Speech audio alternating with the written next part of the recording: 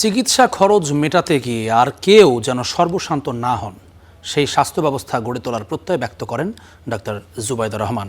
বিকেলে জাতীয় সংসদের এলডি হলে ডক্টরস অ্যাসোসিয়েশন অব বাংলাদেশ ড্যাব আয়োজিত দুস্থ শিশুদের মাঝে ঈদ উপহার আর ইফতার অনুষ্ঠানে বক্তব্যে কথা বলেন তিনি। এছাড়াও মেডিকেল শিক্ষা ব্যবস্থাকে আধুনিক করা সহ চিকিৎসা সেবায় প্রযুক্তির ব্যবহার বাড়ানো হবে বলেও জানান জুবাইদা রহমান। এছাড়া অনুষ্ঠানে বিশেষ অতিথির বক্তব্যে স্বাস্থ্যমন্ত্রী সরদার মোহাম্মদ সাখাওয়াত হোসেন বলেন, হাসপাতালগুলোকে দুর্নীতিমুক্ত করতে কঠোর ব্যবস্থা নেওয়া হবে। চিকিৎসক ও স্বাস্থ্যকর্মীদেরও দায়িত্বশীলভাবে কাজ করতে হবে। দয়া করে আপনারা একটা টিম করে প্রত্যেকটা উপজেলা কমপ্লেক্সে সম্মানিত ডাক্তারদের বলুন ঠিক সময় মতো রোগীদের পাশে দাঁড়াতে, অফিসটায় আসতে, ওষুধগুলি ঠিক মতো দিতে, দালালদের দৌরাত্ম্য বন্ধ করতে।